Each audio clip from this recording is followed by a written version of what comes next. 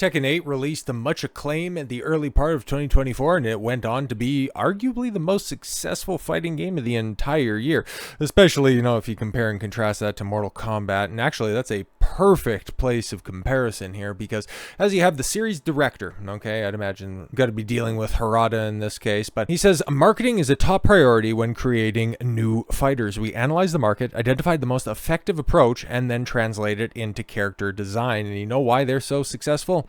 It's because they look in the right areas. They're not trying to force any sort of tastes that are out there, which, oh my god, for a long time there's a reason why Mortal Kombat and Street Fighter were on even footing, but now as it sits, like Street Fighter 6 also had a very successful 2024, but they didn't launch that year. They came out in 2023, and Tekken 8, yeah, it's the premier 3D fighter, and also, hey man, they didn't stumble at all whatsoever. Unlike Mortal Kombat, which used to be top tier character design, used to be just top tier at everything, but just fell off the face of the earth with Mortal Kombat 1.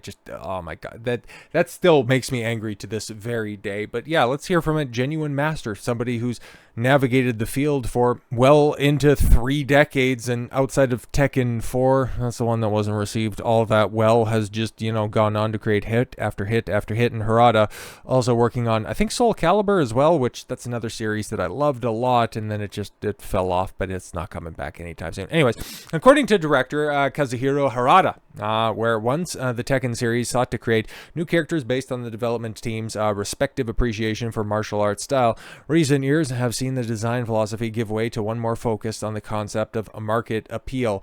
But they're going about it the right way. It's like, okay, cool, like we want to make certain characters, but what do people want to play as? Oh, okay, cool. Half demon creatures, and you want to fight on the face of the moon, and then on an island in the middle of a tsunami, and then at the top of a volcano. We can make that work. The fighting game franchise's long-serving shepherd offered his insights to the team's current approach to character design while speaking to former Sengoku Basura series producer and current GP Track 50 studio president Hiroyuki Kobayashi for Famitsu's ongoing behind-the-scenes game development creator-on-creator interview series, which is so much better than what Sony was doing with what their developer-on-developer. Or no, it was far more cringe than that. It was a writer's introspective between Alex Garland and Neil Cuckman, how they just glazed each other. Following the discussion on each creator's career history, work ethic, and opinions regarding the role of producer in game development, Kobayashi eventually moved to ask Harada for insights into his team's process to designing new characters for Tekken, to which the former martial law voice actor revealed. Oh, you voiced Law for a minute? That's cool. The process has changed a lot since we were developing the early titles in 1990. Yeah, because gauging the market was a little bit more difficult. You'd kind of have to go, some of the bigger arcades is like, okay, who ends up getting played the most? What are the other games getting played? Okay, who are those characters that are getting most picked, and how can we work them in? Okay, back then, mixed martial arts tournaments were booming, and we'd watch them thinking, we need this fighting style in Tekken. We're called Harada, a machine translate. Yeah, translated, obviously, he's very Japanese. We'd pick up martial arts, and we weren't well known yet, but seemed like they'd become popular, and then incorporate them into our characters. That's how we designed fighters back then. That with the observation from Kobayashi. That said, it was a lot of gut feeling and momentum, Harada affirmed. Exactly. But in recent years, our approach has changed significantly. And honestly, some of the characters that they've come up with recently, and some of the redesigns that they've made, have been actually, quite fitting. Eddie notwithstanding. Now, before designing a character, we conduct in-depth research to determine which audiences the characters will appeal to, with emphasis. Okay, he detailed. We create a solid concept first, then introduce new characters accordingly. Okay. Yeah, you have ideas for characters, and it's like, okay, well, how's this one going to work into the game? We're not just going to force it because we need this character here. Not exactly the case. For example, let's say we want to increase sales in a particular region. To do that, we need to create a character that resonates with players from that region. We analyze the market, identify the most effective approach, and then translate that into character design. All right.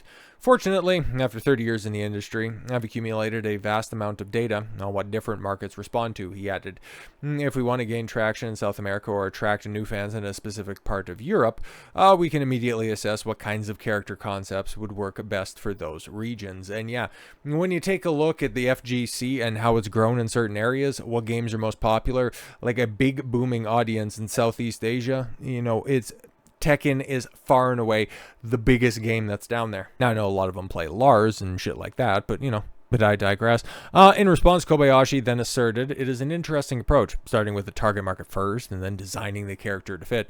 However, in offering one clarification to Kobayashi's summary, Harada noted, that said, not every new character is designed with a market-driven approach. See, there you go. You introduce a Polish character and it's like, yeah, no, we need more market share over there in Warsaw. But also, we just kind of want to make a robot waifu who's just going to fly around with wings that come out of her back. Like, don't worry about it. It's going to be fun. Take Reina. Yes, a new fighter introduced in Tekken 8. Also kind of funny because you could also say that maybe she didn't quite resonate with the community as much as you thought that you did, and then you just brought back Heihachi from the grave. Spoilers, I guess. She wasn't created based on marketing data, but rather because we needed her for the game's story. Yeah, exactly. So they aren't married to the market research. Of course, we still designed her with a broad appeal in mind. It's a good character design. It's not anything that really stands out from the pack, but she definitely has potential. Okay, of course we designed her, with broad appeal in mind, considering factors like age, region, and overall likability. And yeah, Reina, there she is. Not bad.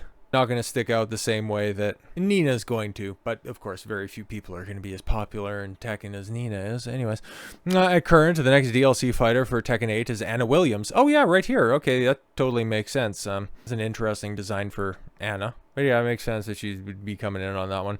Set to drop in the ring, yes, March 31st. Season Pass holders, April 3rd for general audiences. Yeah. And Tekken continues to go strong because it has a strong lead that's there who understands the market at large. Interesting, right? Because I just did a video about Marvel Rivals and how they are successful due to the fact that they actually give a shit about their audience because they pay attention to the lore. And if we're going to be completely honest, trying to pay attention to Tekken lore gets far too confusing for the average person. But probably Harada has a better insight than most. But in staying true to what intrinsically makes a Tekken game, and a Tekken character, you might go ahead and change your approach slightly as to what constitutes a new character.